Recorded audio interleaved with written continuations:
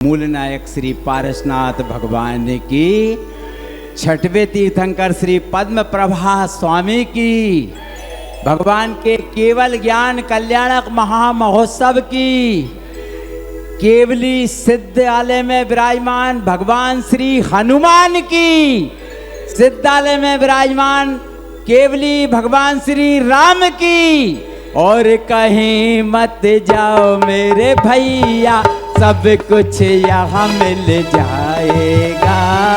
राम कथा का वाचन सुनने महावीर भवन जो आएगा, हाँ जिन मंदिर जो आएगा, हाँ प्रभु मंदिर जो आएगा, हाँ जिन मंदिर जो आएगा। धन्य है हम लोगों का पुण्य जो इस माह चैत्र मास में अनेक अनेक तीर्थंकरों के निर्वाण दिवस केवल ज्ञान कल्याणक महामहोत्सव मनाने का सौभाग्य एवं भगवान महावीर स्वामी का जन्म कल्याणक महामहोत्सव मनाने का सौभाग्य हमें आर्यिका संघ के सानिध्य में मिला है। हम बहुत पुण्यशाली हैं जो वास्तव में इन महामहोत्सवों को किसी महाव्रती के सानिध्य में मनाने का सौभाग्य प्राप्त कर रहे हैं। बिना किसी अवरोध के चलते हैं। हमारे श्रीमती आरोन वाली हमारी बिटिया मगराना परिवार की बहू रानी कृपया पहुँचें। आज आपने शांति धारा भी की है, पहुँच करके और आचार्य महाराज के चित्र के समक्ष दीप प्रज्वलन करने का सौभाग्य प्राप्त करें। श्रीमती किरण जी भी पहुँचें। मैं तो समझता हूँ मुझे तो सब समान लग रही हैं, और पहुँचें सभी जन पहुँच करके और आचार्य महाराज के चित्र के समक्ष दीप प्रज्वलन करने का सौभाग्य प्राप्त करें। उठें, इको प्रेशर होगा और आपको वास्तव में पूज्य प्रणव सागर जी महाराज द्वारा जो ध्यान योग शिविर है उसकी रिहर्सल भी हो जाएगी। उठें बैठें, उठें बैठें और अपने को स्वस्थ बनाएं, ताकि आप स्वस्थ रहेंगे तो धर्म भी आप कर पाएंगे। चलते हैं। इसी क्रम में जितने भी पुरुष वर्ग हैं वे पहुंच करके शास्त्र दान करने का सौभाग्य भी प्राप्त करें। बहुत सारे हमारे पुरुष वर्ग हैं, राजकुमार जी साहब, गुल्ला भैया, हमारे सुनील कुमार जी साहब, धन कुमार जी साहब, रमेश भाई साहब, प्रमोद कुमार जी साहब, आरोन वाले, मुन्नी भैया पहुँचें, साथ दान करने का सौभाग्य प्राप्त करें। सभी जन दीप से दीप जलाते चलो, विद्या की समय की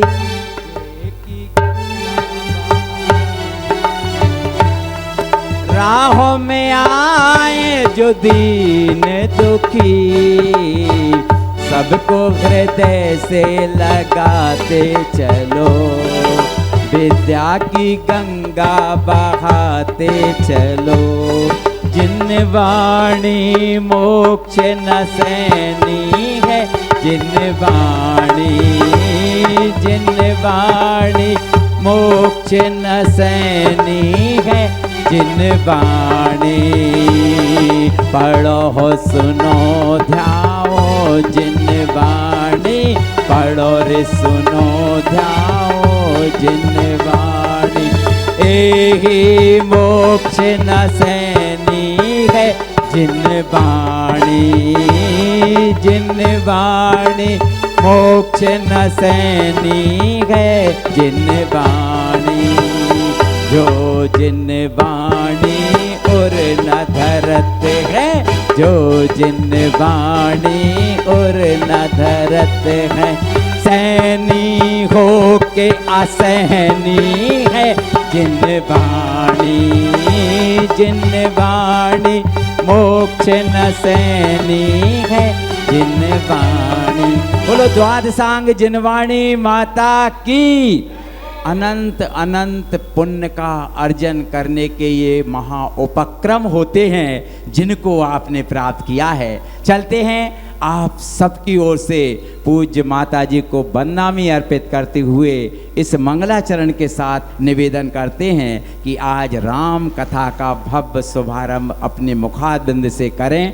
दो गोरे दो सांवले, दो हरियल दो लाल, 16 स्वर्ण समान धाम गए, उन्हें नमाऊं भाल प्रभु जी, उन्हें नमाऊं भाल। बोलो 2400 तीर्थंकर भगवान की, केवली भगवान राम और हनुमान की, अनंतानंत सिद्ध परमेष्टि भगवंतों की, अनंतानंत सिद्ध परमेष्टि भगवान की।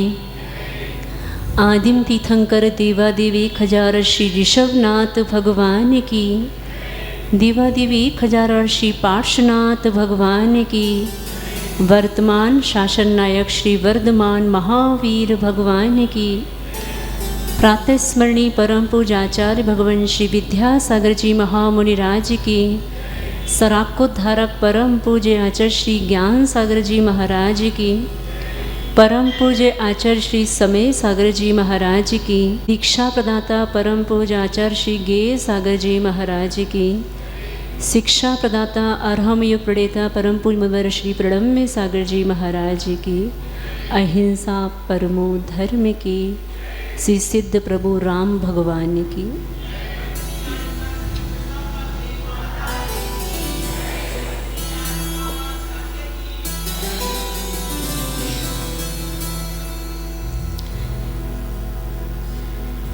आज भगवान की केवल ज्ञान कल्याणक की इस पावन बेला पर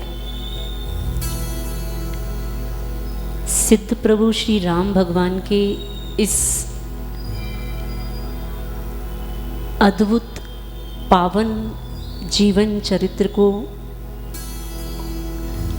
आज आपको सुनने का सौभाग्य मिला। आचार्यों ने कहा कि धर्म की क्रियाएं पाप का भंजन करने वाली और आत्मा का रंजन करने वाली हुआ करती हैं। एक बार आचार्य श्री जी से पूछा गया कि आचार्य श्री जी, पुण्य क्या है और पाप क्या है? आचार्य श्री जी की बहुत विशेषताओं में एक विशेषता ये भी रही कि आचार्य श्री जी बहुत कम शब्दों में प्रश्न का बहुत सटीक उत्तर दिया करते थे। आचार्य श्री से जब पूछा गया आचार्य श्री जी पुण्य क्या है पाप क्या है, तो आचार्य श्री ने बहुत सुंदर उत्तर दिया कि जो क्रियाएं हमें पाप से दूर रखें उसका नाम पुण्य है, और जो क्रियाएं हमें पुण्य से दूर रखें उसका नाम पाप है। तो ऐसा आप समझ के चलना कि भगवान राम का जीवन चरित्र आपको सुनने का अवसर मिला, ये सब भी आपके पुण्य के कारण ही संभव है, और हर किसी के पुण्य में है भी नहीं। क्योंकि आचार्यों ने कहा कि आचार्य कुंदकुंद स्वामी महाराज की एक गाथा आती है समय सार जी में। आचार्य कुंदकुंद स्वामी महाराज जी उस गाथा में कहते हैं कि जीव और अजीव दो प्रकार के हुआ करते हैं। सातों ही तत्व आपने बचपन में बाल बोध पाठशाला में पढ़ा कि तत्व कितने होते हैं? 7। जीव अजीव आश्रव बंध संबंध निजरा और मोक्ष। इन्हीं 7 तत्वों में जब पुण्य और पाप को जोड़ दिया जाता है तो ऐसे ये 9 पदार्थ बन जाते हैं। अभी तक तो आपने ऐसा पढ़ा होगा, ऐसा ही पढ़ा है ना? अब ये तो बच्चों वाली बातें हो गई, अब थोड़ा सा बड़ों वाली बातें सुनते हैं। जीव अजीव आश्रव बंध संबंध निजरा, इन सब में आप पुण्य और पाप को जोड़ते चलें। जीव पुण्य, जीव पाप, अजीव पुण्य, अजीव पाप। ऐसे ही अन्य 5 तत्वों में भी आप लगा सकते हैं आश्रव, पुण्य आश्रव, पाप आश्रव। इस प्रकार ये 7 तत्व 9 पदार्थ के रूप में कहने में आते हैं जब प्रत्येक में पुण्य और पाप जोड़ दिया जाता है। आप इस समय भगवान की कथा सुनने बैठे, इस समय आप कौन से जीव हैं? बोलो तो। पुण्य जीव। और कुछ लोग ये सोच के घर पे अभी अपने चादरों में पड़े होंगे, कुछ लोग अपनी दैनिक क्रियाओं को करते हुए सुबह अनर्थ दंड की क्रियाएं करते हुए कोई अपनी गाड़ी धो रहा होगा, कोई अपने गार्डन में पानी दे रहा होगा। और क्या क्या करते हो सुबह सुबह? आप इस प्रकार का भी पाप की क्रियाएं करते हुए देखे जाते हैं कि सुबह चाय की चुस्कियों के साथ आप अखबार पढ़ते पढ़ते भी 2 से 3 घंटे भी निकाल सकते हैं। ये सब क्रियाएं आपके पाप को बढ़ाने वाली हुआ करती हैं और उस समय आप पाप जीव कहलाते हैं, क्योंकि आपके माध्यम से किसी प्रकार का कोई पुण्य अर्जित नहीं हो रहा, कमाई हो रही है तो मात्र किसकी? बोलो तो पाप की। तो आचार्य कुंद स्वामी भगवान ने जीव भी 2 प्रकार के कहे, पुण्य जीव और पाप जीव। और नियम से मान के चलना कि महापुरुषों की कथा को सुनने का सौभाग्य मात्र पुण्य जीवों को ही प्राप्त हुआ करता है। तो आप इस रूप में भी अपना सौभाग्य मान सकते हैं कि जितने लोग सभागार में बैठे हैं वो नियम से भव्य और पुण्य जीव हैं। हाँ, थोड़ी सी प्रशंसा के भाव से अपनी प्रशंसा को भी सुनने का प्रयास करेंगे।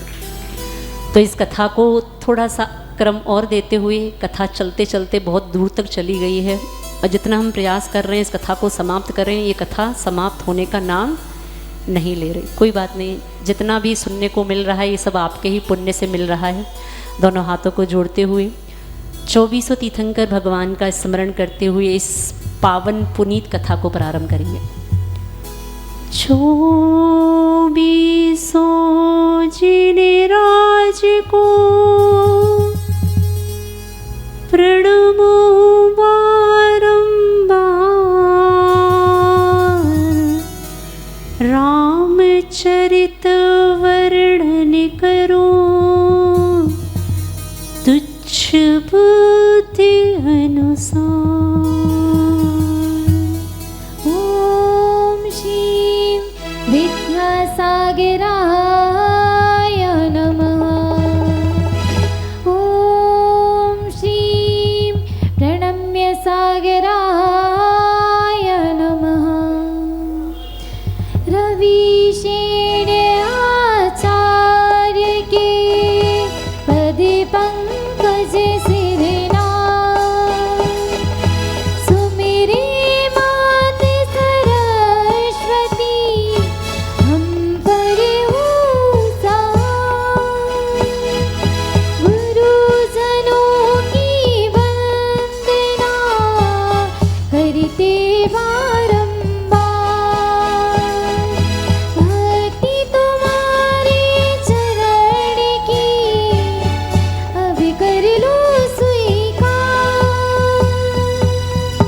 हमें कथा सुनाते रामचंद्र भगवान की, गुरु कथा सुनाते राम सीति भगवान की। ये रामायण है परम केवली राम की, ये गुण गायन है परम कथा श्री राम की।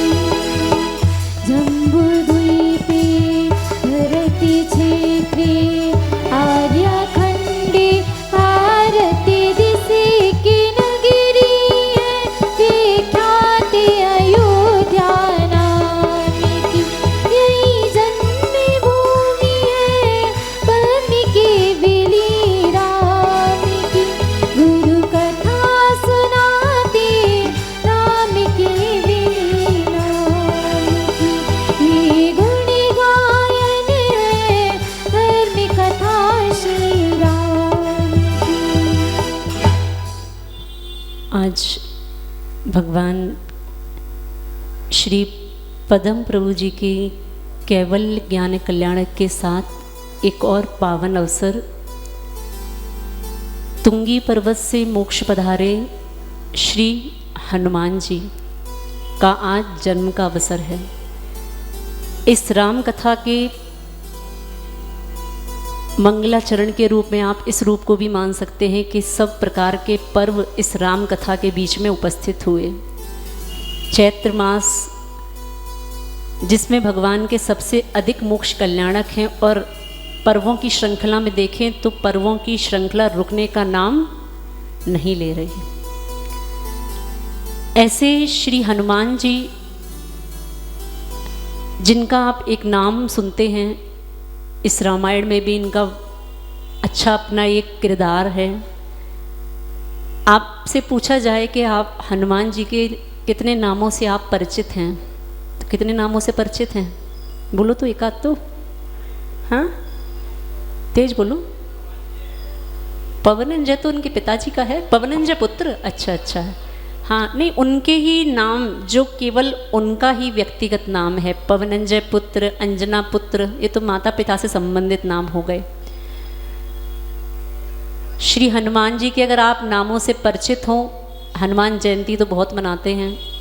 कभी हाँ, कभी कभी आप अपना इस प्रकार का मनोभाव भी बना सकते हैं कि आप भगवान के बारे में और भी जानकारियाँ गुरु के मुख से प्राप्त कर सकते हैं। भगवान श्री हनुमान, जिनका एक नाम आप बोलते हैं बजरंग बली, क्या आपको लगता होगा ये नाम हिंदू कामना का है, हिंदू परंपरा का है, ये हमारी जैन परंपरा का नहीं है, ऐसा तो नहीं सोचते?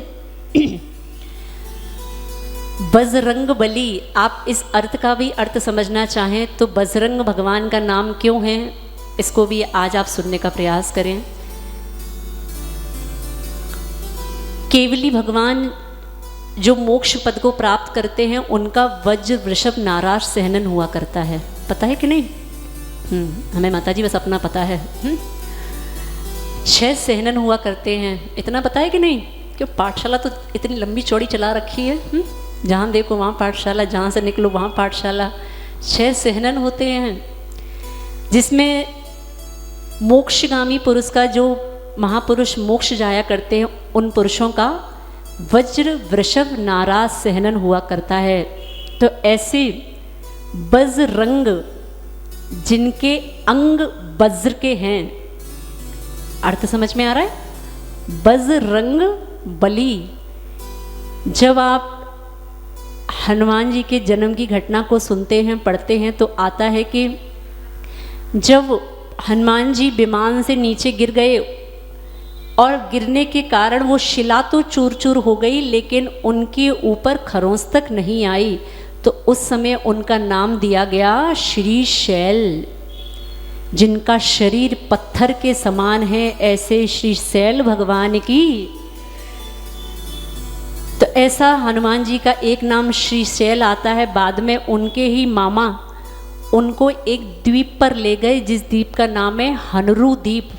भगवान के तीनों नाम के आपको कारण भी पता रखने हैं कि किस नाम, कौन सा नाम किस कारण से पड़ा।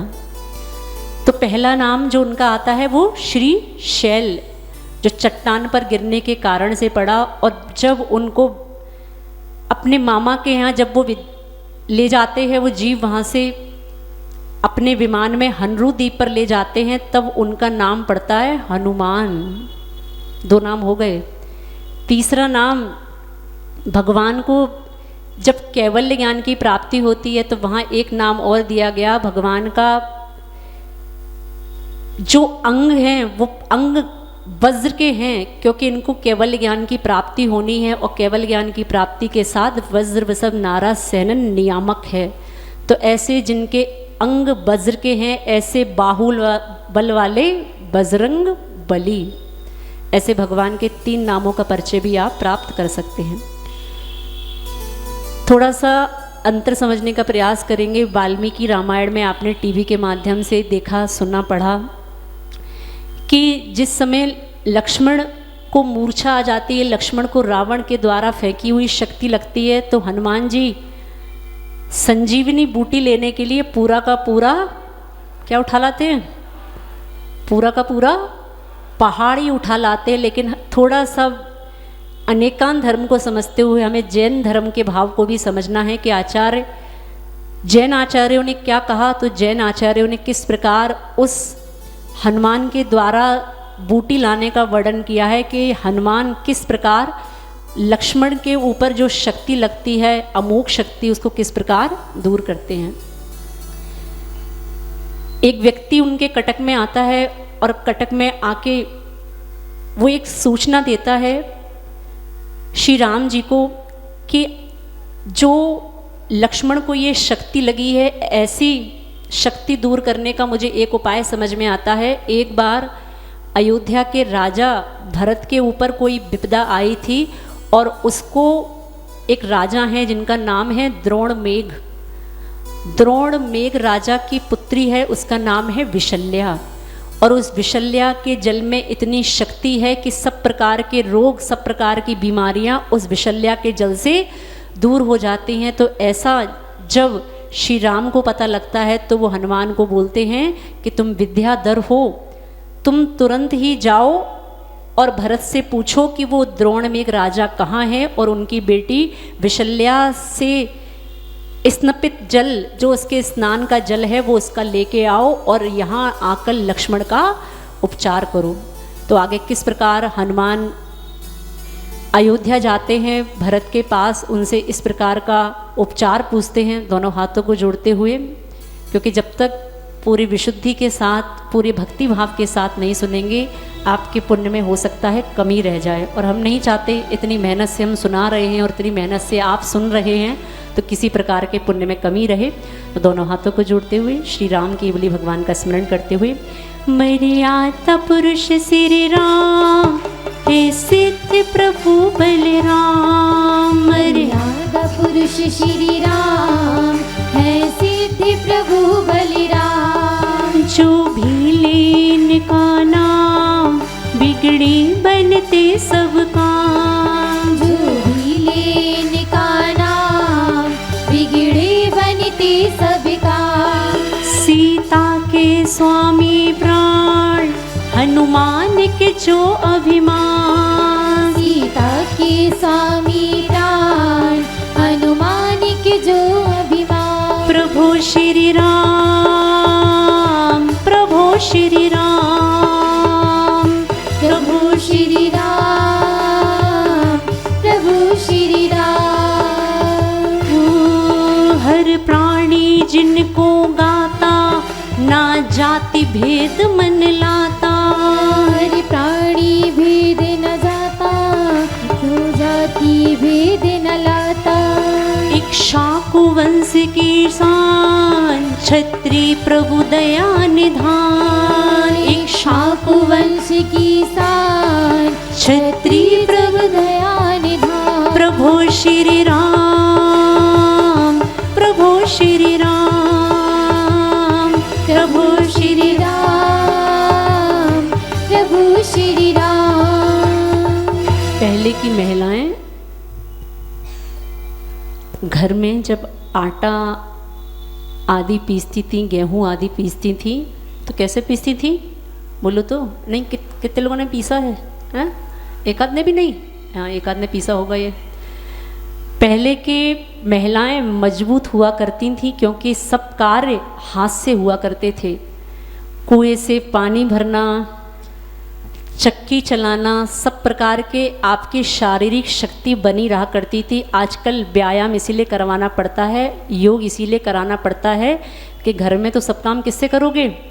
किससे? बटन से। एक जिज्ञासा आई कि माता जी, वर्तमान में देखा जाता है कि साधु के लिए कहा गया कि साधु त्रस और स्थावर हिंसा का त्यागी होता है।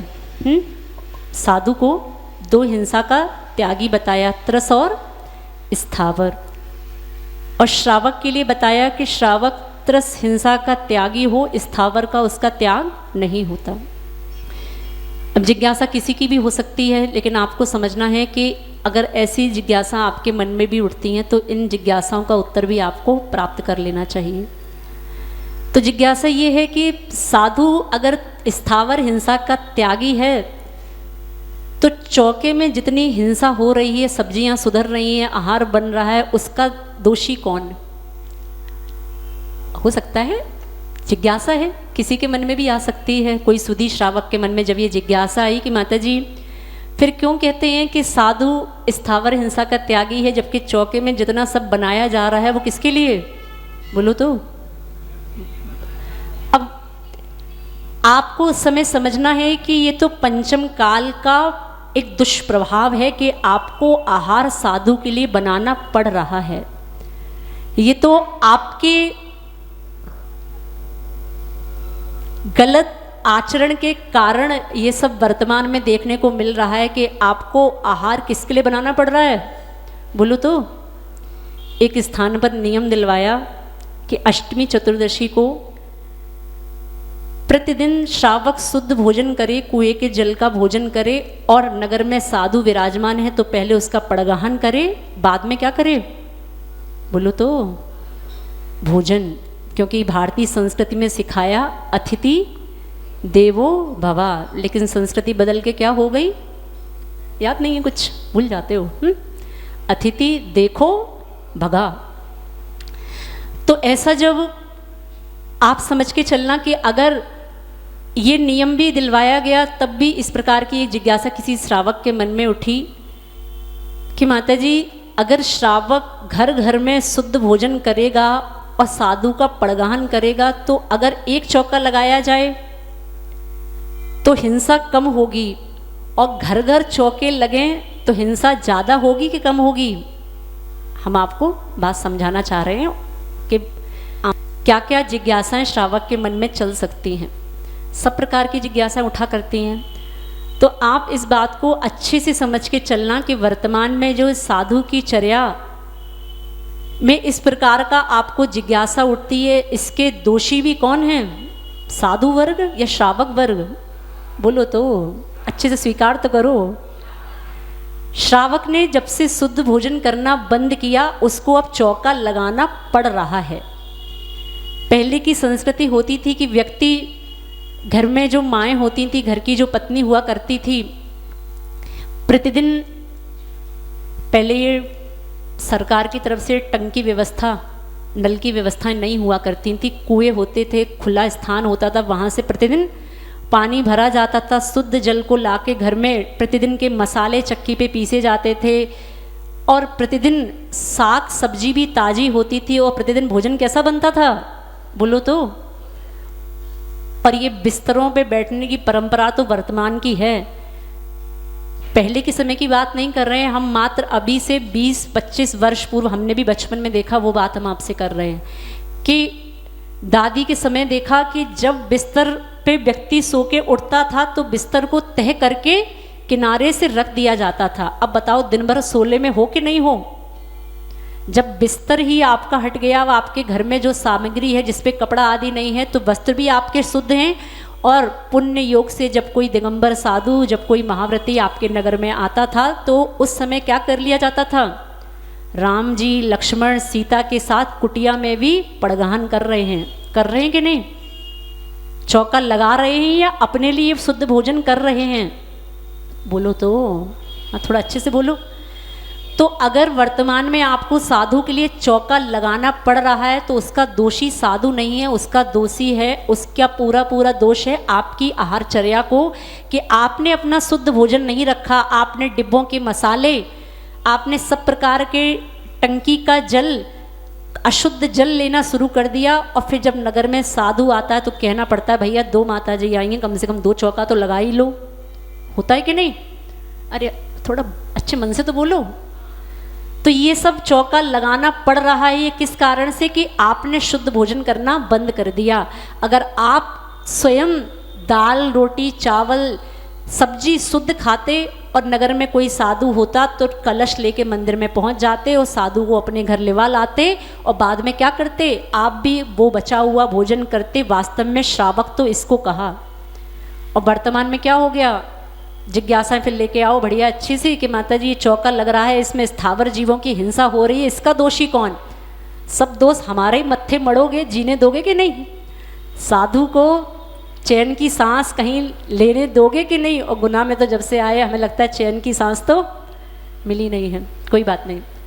तो आपको इस प्रकार का भी मनोभाव समझना है कि वर्तमान में श्रावक की आहारचर्या अशुद्ध हुई, जिसके कारण से आज वर्तमान में चौका लगाने की व्यवस्था भी आपको बनानी पड़ रही है। अगर आप शुद्ध भोजन करते तो साधु को भी आप किसी भी समय अपने घर पे ले जा सकते थे। बात समझ में आ रही है कि नहीं? माता जी बात तो नहीं समझ में आ रही, बस बहुत तेज उबासी आ रही है हमें तो, हैं? इतना खा लिया महावीर जयंती पे कि 2 दिन में प्रमाद जा नहीं रहा। दोनों हाथों को जोड़ते हुए और अच्छे से चेहरे पे थोड़ी सी मुस्कान रखते हुए कि हनुमान जी वो जब विशल्या को लेने जाते हैं तो उस समय एक काव्य के रूप से आपको ये आगे की घटना आ रही है कि क्या होता है। हे राम नहीं चिंता कीजिए, मैं रोगी की औषधि लाया हूँ, बुलवाए शीघ्र विशल्या को, जिसका संदेश मिलाया हूँ। विश्वास करे श्री मुनियों ने, ये तथ्य हमें बतलाया है। तब पूर्व जन्म के बदले में इस भव्यश उसने पाया। चाहे जैसा हो रोग शक, चाहे जैसी ही कारी हो, उस कर जल छीटे से रोगों से पल में मुक्ति सारी हो। ऐसा हनुमान जब भरत के पास पहुँचते हैं, भरत से पूछते हैं कि वो द्रोण में एक राजा कहाँ है, उनकी पुत्री का जल चाहिए, क्योंकि लक्ष्मण को युद्ध में इस प्रकार की शक्ति लग गई है कि लक्ष्मण वहाँ पर मूर्छित हो गए। भरत को बहुत चिंता होती है, क्योंकि उनका भाई जब उनको सूचना मिलती है तो वो कहते हैं मैं साथ में चलता हूँ आपके। बोलते नहीं, आप तो भूमि गोचरी हैं, जब तक आप पहुँचोगे तब तक तो वहाँ सारा खेल समाप्त हो जाएगा। मैं विद्याधर हूँ, आप तो मुझे बस इतना बता दो वो जल कहाँ पर मिलेगा।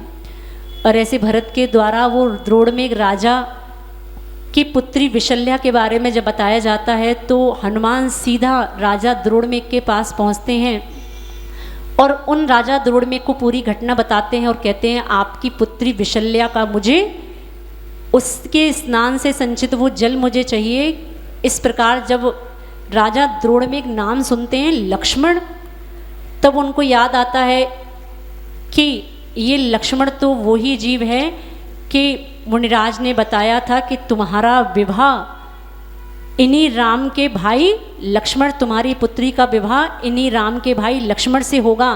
तो वो जब लक्ष्मण का नाम सुनते हैं वो कहते हैं आप मेरी पुत्री का स्नान का मात्र जल मत ले जाइए, जब मेरी पुत्री का विवाह उसी महापुरुष के साथ होना है तो आप मेरी पूरी की पूरी पुत्री को ही ले जाइए। तो इस प्रकार थोड़ा सा इस अंतर को समझने का प्रयास करेंगे कि जैन रामायण में संजीवनी बूटी लाने का प्रसंग नहीं आता, जैन रामायण में पर्वत उठाने का प्रसंग नहीं आता। जैन रामायण में इस प्रकार का प्रसंग आता है कि विशल्या के जल को नहीं ले जाना है, पूरी की पूरी विशल्या को ही ले जाना है। इस प्रकार दोनों रामायण के अंतर को समझते हुए, अनेकांत धर्म को समझते हुए इस बात को समझेंगे। और जब हनुमान के द्वारा विशल्या को ले लाया जाता है तो उसके पूर्व भव की घटना का सबसे परिचय कराया जाता है कि विशल्या का जल, इस जल के माध्यम से सभी प्रकार की रोग आदि व्याधि सब प्रकार की शक्तियां दूर भाग जाया करती हैं, क्योंकि विशल्या कोई सामान्य स्त्री नहीं है। आपने अगर पद्म पुराण जी पढ़ा हो, ग्रंथों का स्वाध्याय किया हो, तो विशल्या के पूर्व भव की घटना मिलती है कि विशल्या ने पूर्व भव में अजगर को, याद है कि नहीं, अनंगशरा नाम है उसका, और उसने अनंगशरा ने अपने पिताजी से उस अजगर को अभय दान दिलवाया। जब उसने मना किया, ऐसा अनंगशरा के द्वारा जब अजगर को अभय दान दिलाया जाता है तो उस अभय दान के माध्यम से अगले भव में उसको ऐसी रिद्धि प्राप्त हो जाती है कि उसका जल इतना अतिशयकारी हो जाता है कि उसके जल के प्रभाव से सभी प्रकार के रोग दूर हो जाया करते हैं। तो इस प्रकार राम को सुनकर बहुत आनंद आता है कि मेरे भाई लक्ष्मण, क्योंकि राम को सीता जी से भी अधिक किसी से मोह है संसार में, तो वो अपने भाई लक्ष्मण से। और ऐसा जब श्री राम को पता लगता है तो राम बहुत बहुत आनंदित होते हैं और अपने भाई लक्ष्मण का उपचार करने के लिए वो विशल्या जब उनके पास आती है तो विशल्या के प्रभाव से उन लक्ष्मण के अंदर जो शक्ति लगी थी वो शक्ति एक देवी के रूप में थी। वो देवी वहाँ प्रकट हो जाती है और जैसे ही वो देवी वहाँ से निकलती है, हनुमान जी उस देवी को पकड़ लेते हैं, उस विद्या को पकड़ लेते हैं। तब वो विद्या, वो देवी गिड़गड़ाते हुए बोलती है, मुझे माफ़ कर दीजिए, मैं जो मुझे सिद्ध कर लेता है मैं तो उसकी दासी बन जाती हूँ, मेरी कोई गलती नहीं है। तो ऐसा अभय दान देते हुए हनुमान जी उस देवी को, उस विद्या को छोड़ देते हैं। आगे क्या घटित होता है, दोनों हाथों को जोड़ के सुनेंगे। मर्यादा पुरुष श्री राम, सिद्ध प्रभु बलिराम। मर्यादा पुरुष श्री राम है सिद्ध प्रभु बलिराम। जो भी ले इनका नाम, बिगड़े बनते सब काम। जो भी ले इनका नाम, बिगड़े बनते सब काम। प्रभु श्री राम, प्रभु श्री राम, प्रभु श्री राम, प्रभु श्री राम। सीता के स्वामी प्राण, हनुमान के जो अभिमान। सीता के स्वामी प्राण, हनुमान के जो अभिमान। प्रभु श्री राम, प्रभु श्री राम, प्रभु श्री राम, प्रभु श्री राम। इधर एक तरफ लक्ष्मण की मूर्छा दूर होती है, लक्ष्मण स्वस्थ होते हैं, और दूसरी तरफ जहाँ युद्ध चल रहा है, उस युद्ध में रावण के दोनों पुत्र इंद्रजीत और मेघनाथ, और रावण का भाई जिसका नाम है क्या, नाम क्या है, भानुकर्ण। हाँ, यही तो पूछना है, यही तो समझना है, क्या समझे। हाँ, एक दिन पढ़ने के बाद समझ में क्या आया। तो ऐसा वो रावण का भाई भानुकर्ण और उनके दोनों पुत्र ये युद्ध में बंदी बना लिए जाते हैं। और जब युद्ध में बंदी बना लिए जाते हैं, तब रावण के पास जब ये सूचना पहुंचती है कि रावण के दोनों पुत्र और रावण का भाई बंदी बना लिया गया है, तो इस प्रकार की सूचना राम के माध्यम से पहुंचाई जाती है कि शांति वार्ता कर ली जाए। शांति वार्ता करने के माध्यम से इस युद्ध को अब समाप्त कर लिया जाए। और ऐसा जब शांति वार्ता करने की बात आती है, तो सबसे बड़ी जो लड़ाई यहाँ चल रही है, वो किसी प्रकार की लड़ाई अन्य प्रकार की नहीं चल रही, सारी लड़ाई चल रही है तो स्वाभिमान की लड़ाई। व्यक्ति अपने प्राणों को समर्पण करना मंजूर करता है, व्यक्ति अपने प्राणों को बलिदान करना मंजूर करता है, लेकिन वो किसी प्रकार का समझौता करना नहीं चाहता। ऐसा जब राम के पास सूचना पहुंचती है कि तुम मेरे विद्याधर के वंश का पूरा राज्य ले लो, राम कहते हैं देखो मुझे कुछ नहीं चाहिए, मुझे तो बस इतनी सी बात है, मेरी स्त्री मुझे वापस कर दो। जब रावण के पास ये सूचना पहुंचती है तो रावण कहता है कि देखो आपकी स्त्री तो मैं आपको देने वाला नहीं हूँ, आपको जो करना है कर लो, क्योंकि मैं आपकी स्त्री के साथ मैंने किसी प्रकार का गलत व्यवहार नहीं किया है, लेकिन फिर भी आपके अंदर सामर्थ्य हो तो अपनी स्त्री को ले जाएं, लेकिन मैं आपकी स्त्री को देने वाला नहीं हूँ। और अंदर अंदर रावण के अंदर एक अंदर का मनोभाव चल रहा है कि ये युद्ध टाला जा सकता है, ये युद्ध टाला जा सकता है, मेरे दोनों पुत्र और मेरा भाई मुझे वापस मिल सकता है, थोड़ा सा मुझे झुकना पड़ेगा।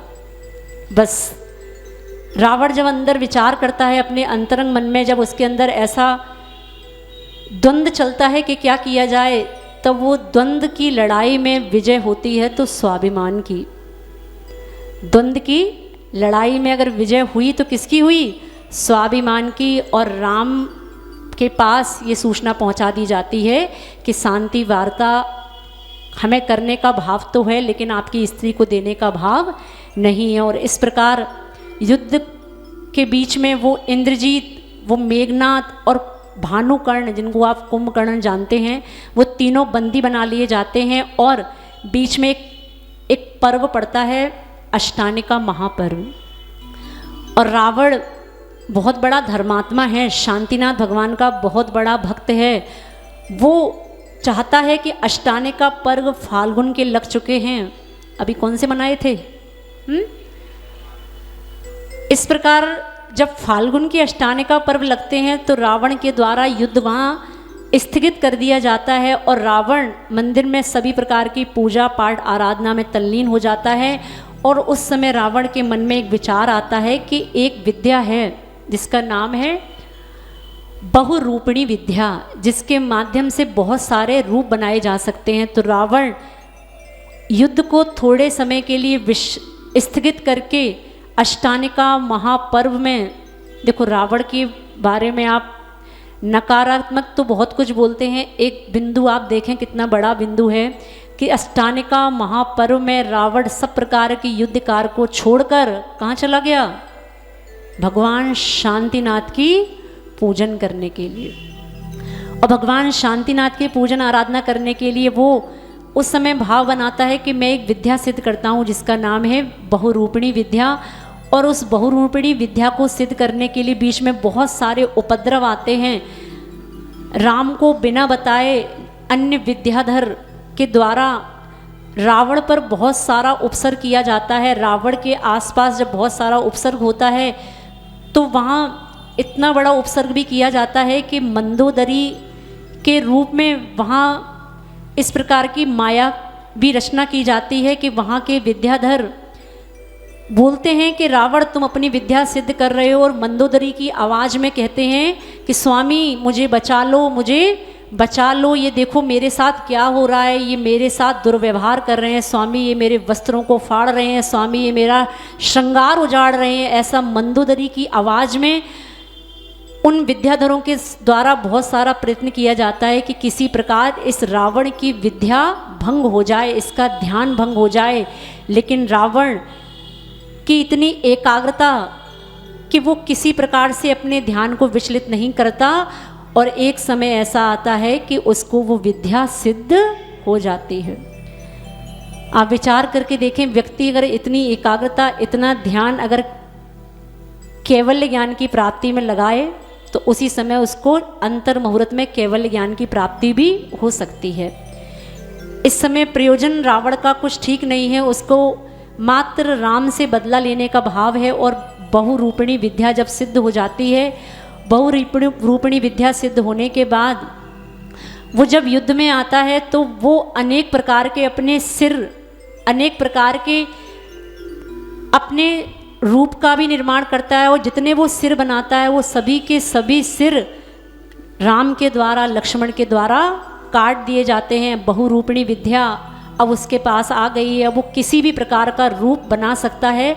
अब राम की सारी सेना, सुग्रीव, हनुमान, भामंडल सब इस बात से परेशान है कि अब इस युद्ध में कैसे लड़ा जाए, क्योंकि रावण को बहुरूपिणी विद्या सिद्ध हो गई है और सभी के अंदर भय उत्पन्न हो जाता है।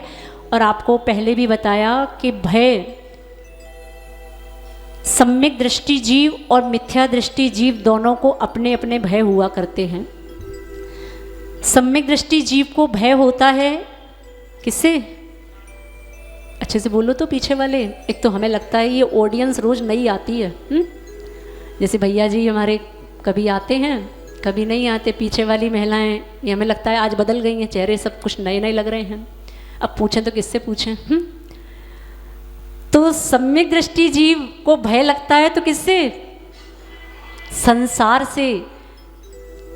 और मिथ्या दृष्टि जीव को 7 प्रकार के भय लगा करते हैं, जिनमें सबसे बड़ा भय कोई है तो वो है मरण का भय, कि मैं मर ना जाऊं, मेरी कहीं मृत्यु ना हो जाए। इस प्रकार का भय, ऐसे प्रकार के 7 प्रकार के भय, आकस्मिक भय, ये लोक भय, इस लोक में मेरा क्या होगा, परलोक भय, मरण के बाद मुझे कौन सी गति मिलने वाली है, आकस्मिक भय, अचानक मेरे साथ कोई घटना घटे ना हो जाए, अगुप्ती भय, संसार में मुझे कोई गुप्ती, मेरे के लिए कोई गोपनीय स्थान नहीं है छुपने के लिए जब मेरे ऊपर आपदा आए, अत्राण भय, मेरा संसार में कोई रक्षक नहीं है। इस प्रकार के 7 भय सम्यक दृष्टि जीव को हुआ करते, मिथ्या दृष्टि जीव को हुआ करते हैं। और सम्यक दृष्टि जीव को एक भय लगता है, अब अपना देख लेना, आपको 7 वाले लगते हैं, ये 7 प्रकार के लगते हैं, या संसार से भय? संसार से भय इस रूप में समझना कि मैं संसार में रह तो रहा हूँ, लेकिन संसार में रहने के पश्चात भी मैं कहीं संसार में ही लिप्त ना हो जाऊं, मुझे रहना तो है, संसार बुरा नहीं है। याद रखना, संसार बुरा नहीं है। अगर अरिहंत भगवान भी समो शरण में विराजमान है तो वो इसी लोक में है, वो इसी संसार में है। संसार बुरा नहीं है, बुरा है तो क्या, संसार से राग करना, संसार से मोह करना, ये बुरा है, ये अपने हित में बाधक है। तो किस प्रकार उनको, राम की सेना को सब प्रकार का भय लगता है कि अब क्या होगा, कैसे ही हमें युद्ध पे विजय होगी, इस प्रकार का थोड़ा सा उनके अंदर भय का भाव आता है। और आगे क्या घटित होता है थोड़ा सा और सुनने का प्रयास करेंगे, क्योंकि समय अपनी गति से बढ़ रहा है और एक कथा समाप्त होने का नाम नहीं ले रही। दोनों हाथों को जोड़ेंगे। ओ भगवान मर्यादा पुरुष श्री राम, ऐसे थे प्रभु बलराम, जो भी लेने का नाम, बिगड़े बनते सब काम। जो भी लेने का नाम, बिगड़े बनते सब काम। प्रभु श्री राम, प्रभु श्री राम, प्रभु श्री राम, प्रभु श्री राम। आदर्श बने जन जन के, वसुदेव कुटुंब थे जिनके। आदर्श बनी जन जन के, वसुदेव कुटुंब थे जिनके। सीता के स्वामी प्राण, हनुमान के जो अभिमान। सीता के स्वामी प्राण, हनुमान के जो अभिमान। प्रभु श्री राम, प्रभु श्री राम, प्रभु श्री राम, प्रभु श्री राम। ऐसा जब रावण बहुरूपिणी विद्या सिद्ध करने के बाद सीता के पास आता है और जब वो सीता की मनोदशा को देखता है तो वो भी द्रवित हो जाता है। हाँ, रावण के अंदर की बुराइयां नहीं देखनी है, हमें तो सम्यक दृष्टि होते हुए सबकी अच्छाइयाँ देखनी है। रावण का हृदय इतना कोमल उस समय पर है, दिखाया जाता है कि रावण जब सीता को देखता है तो देखता है कि अरे इस स्त्री को मैंने कितना दुखी कर दिया, इस स्त्री का चेहरा कैसे कुम्हला गया है, कैसे ये स्त्री अपने पति के वियोग में पागल हुई जा रही है, मैंने इसके साथ बहुत बड़ा अन्याय कर दिया। ऐसा भी पद्म पुराण ग्रंथ में सुनने को पढ़ने को मिलता है कि रावण के अंदर प्रायश्चित का भाव, वो ग्लानि के भाव से भर जाता है।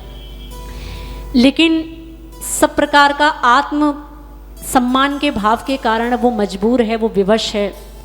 वो चाहता तो है कि सीता किसी भी प्रकार अपने पति के पास वापस चली जाए, लेकिन जाए तो कैसे जाए, उसका पति आता नहीं, उसका पति युद्ध में मेरे साथ लड़ रहा है, मेरी सेना के साथ लड़ रहा है और यहाँ मैं अपने आत्मसम्मान को ठेस नहीं पहुँचा सकता, लेकिन ग्लानि के भाव से भरा हुआ है इस समय वो। और मंदोदरी उस समय रावण से कहती है कि स्वामी आप सब कुछ समझ रहे हैं, स्वामी आप सब कुछ जान रहे हैं कि आप अपने लिए अहित कर रहे हैं स्वामी, और फिर भी आप सीता को छोड़ने की हट क्यों नहीं रखते। तो रावण कहता है कि मैं भी समझ रहा हूँ, क्योंकि निमित्त ज्ञानियों के द्वारा ये बताया गया था उस रावण को कि तुम्हारी काल का कारण, तुम्हारी मृत्यु का कारण जनक की पुत्री सीता का पति उसका भाई बनेगा।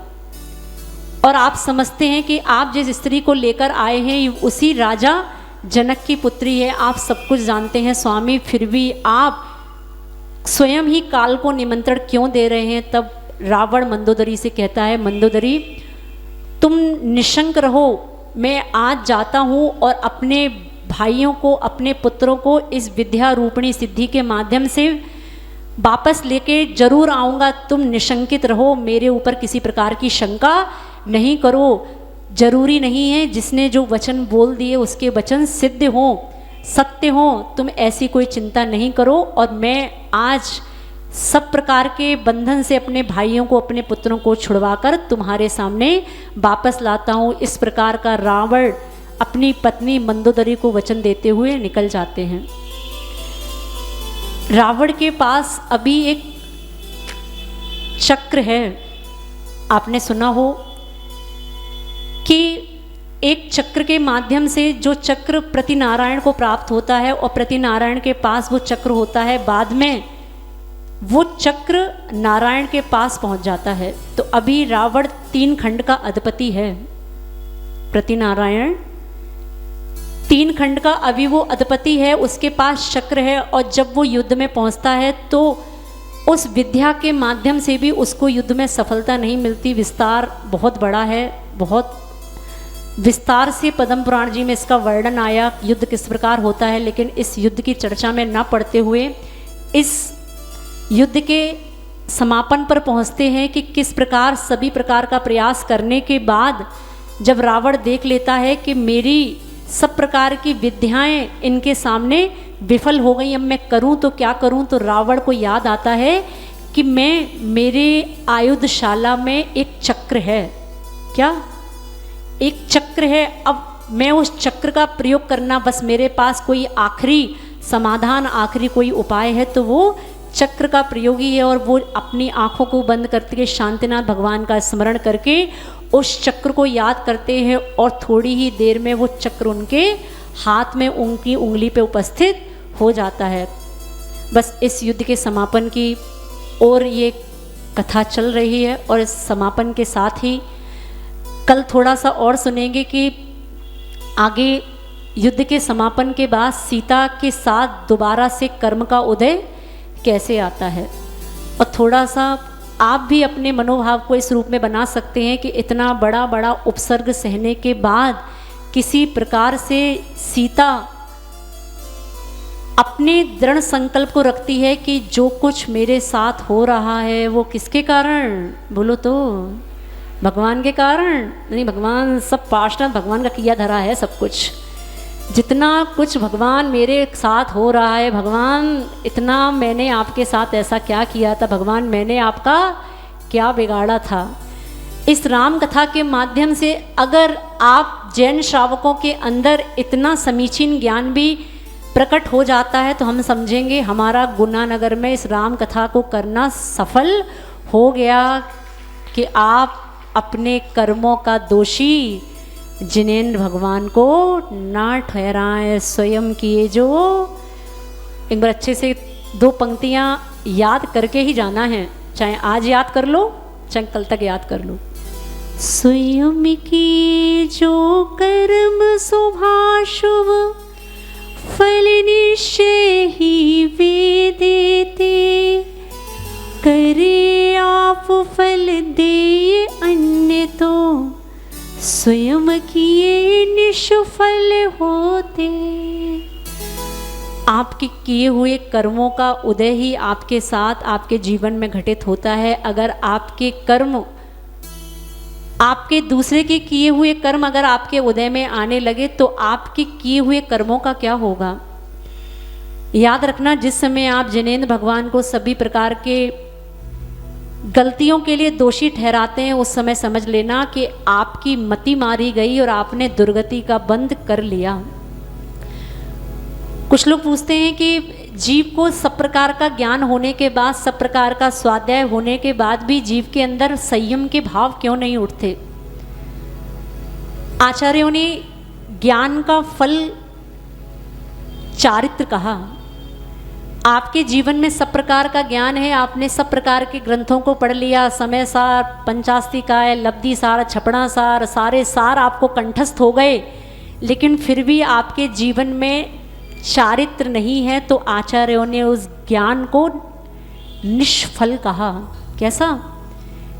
ज्ञान का फल किसी रूप में अगर आचार्यों ने कहा तो ज्ञान का फल चारित्र के रूप में है। अगर ज्ञान के साथ आपके जीवन में संयम नहीं है, चारित्र नहीं है, तो आप अपने उस ज्ञान को निष्फल समझ सकते हैं। और आपके ज्ञान को निष्फल हम नहीं करा रहे हैं, आपके ज्ञान को निष्फल साक्षात केवल भगवान की वाणी, जिनेंद्र भगवान की वाणी में उस ज्ञान को निष्फल बताया।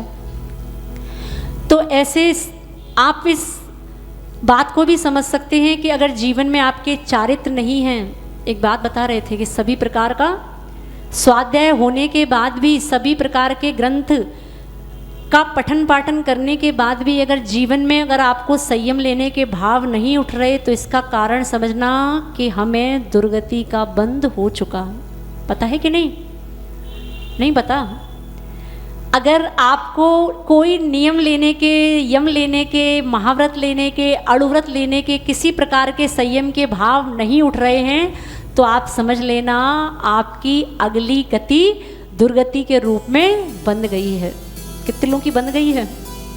और कितने लोगों के भाव होते हैं कि संयम ले लिया जाए। अपना मूल्यांकन आप स्वयं में कर सकते हैं, क्योंकि किसी के मूल्यांकन को करने का अधिकारी कोई नहीं है। आप अपना मूल्यांकन इस रूप में भी कर सकते हैं कि हमारी गति बंद हो गया है या नहीं हुआ है।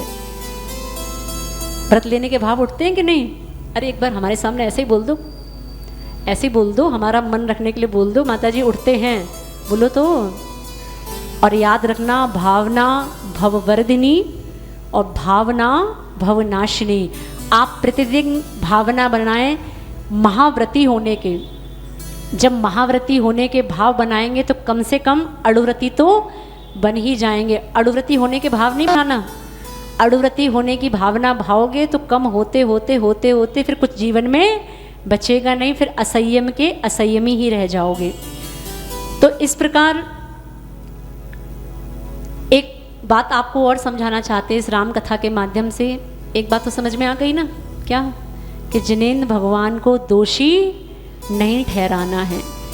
जिनेंद्र भगवान निर्दोष हैं, अष्टकर्मों से रहित हैं, सिद्ध शिला पर अपने सुख को भोग रहे हैं, उन्हें कोई परेशानी नहीं है। तुम्हारे जीवन में कितने भी सुख आए या कितने भी दुख आए, वो ना किसी के सुख में हर्ष मना रहे हैं, ना तुम्हारे दुख में वो दुखी हो रहे हैं। आपको जो भी सब कुछ मिल रहा है वो सब आपके ही कर्मों के उदय से आपको मिल रहा है।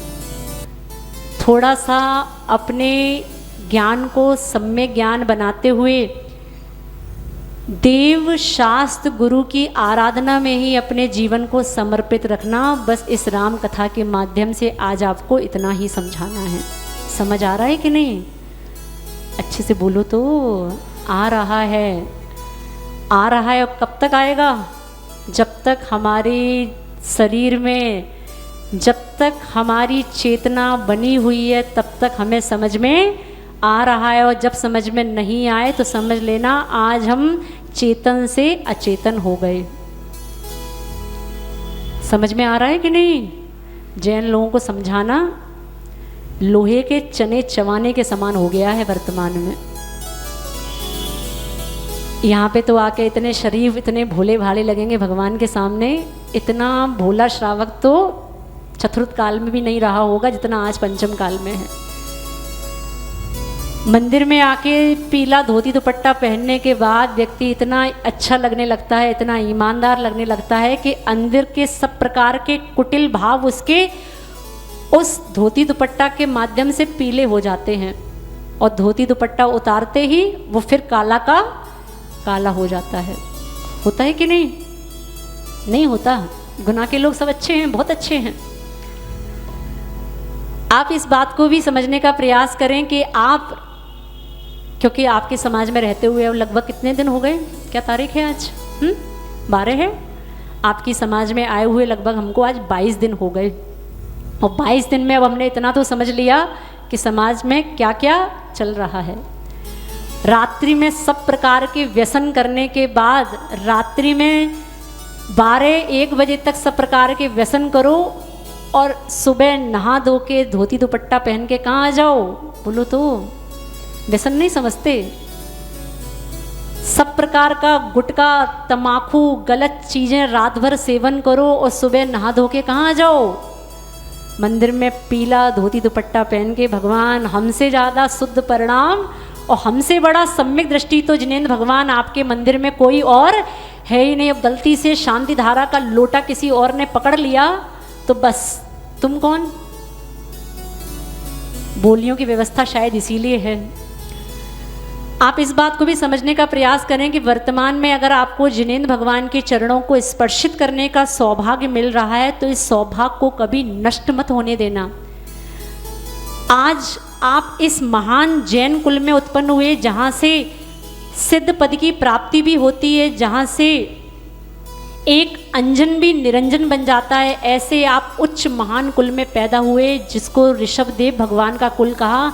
अगर ऐसे कुल में उत्पन्न होने के बाद भी आपके सप्त व्यसन नहीं छूटते तो आप समझ लेना आप अपने आप को कलंकित नहीं कर रहे, आप कलंकित कर रहे हैं तो किसको?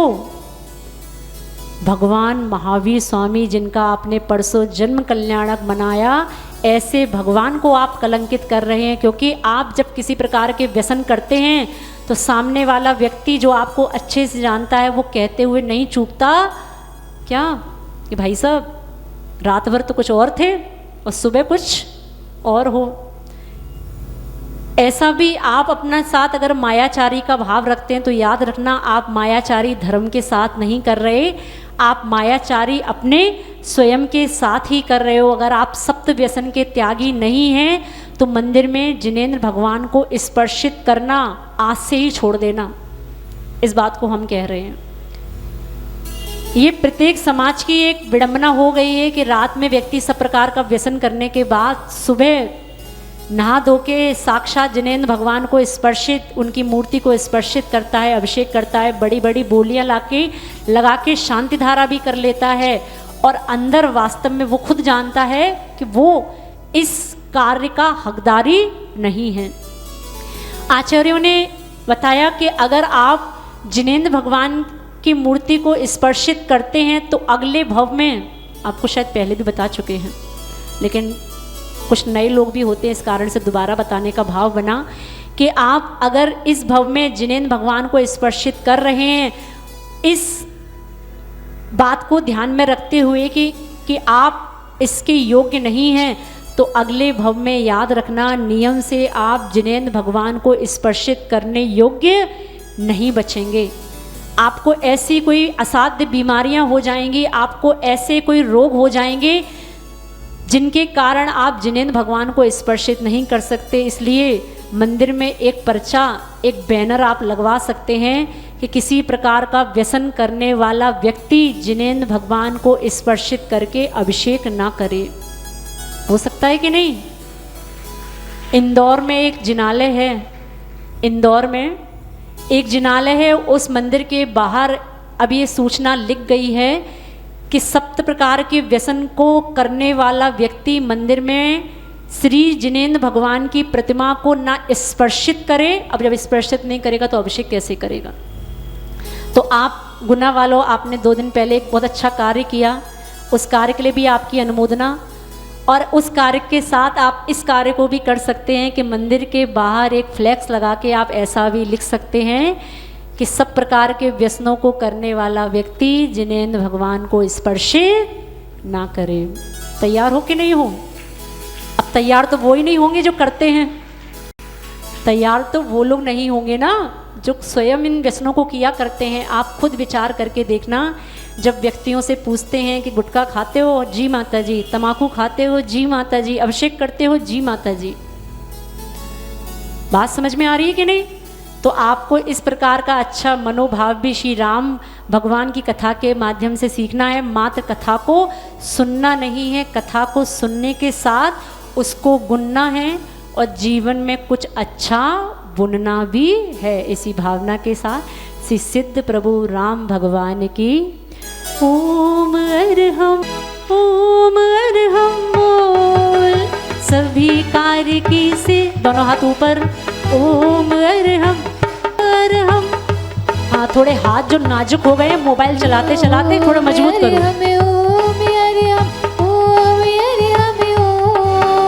सभी कार्य की सिद्धि से तो पहले इसको बोल। Clap number 2। ओ बनते बनते बात बिगड़ जाती है क्यों? थोड़ी मजबूती से, तेज से। बनते बनते बात बिगड़ जाती है क्यों? जलते जलते बाती बुझ जाती है। बनते बनते बात बिगड़ जाती है क्यों? हाँ, नंबर 3। जलते जलते बाती बुझ जाती है क्यों? होना था अब अभिषेक सुबह सिंहासन पर, होना था अभिषेक सुबह सिंहासन पर, बैठा था निश्चिंत खुशी से सारा घर। नंबर 4, मेरा पति कल राजा होगा देखूंगी, उसके राज मुकुट को लख सत को दूंगी। पति के पीछे सीता बन जाती है क्यों, पति के पीछे सीता बन जाती है क्यों, बनते बनते बात बिगड़ जाती है क्यों, बनते बनते बात बिगड़ जाती है क्यों, जलते जलते बातें बुझ जाती है क्यों। अरिहंतों की प्रतिमाओं का ध्यान धरो भाई, अरिहंतों की प्रतिभाओं का ध्यान धरो भाई। कोई भी ना करे जिसे वो काम करो भाई, कोई भी ना करे जिसे वो काम करो भाई। ओम अरहम नमः, अरिहं नमः, ओम अरिहं नमः, ओम अरिहं नमः। ओम अरहम नमः, ओम अरहम नमः। हाँ, नंबर 5 थोड़ा पॉइंट पे दबाओ। ओम अरहम नमः। नंबर 5, ओम अरिहं। अरे अरे भोले प्राणी ये। ओम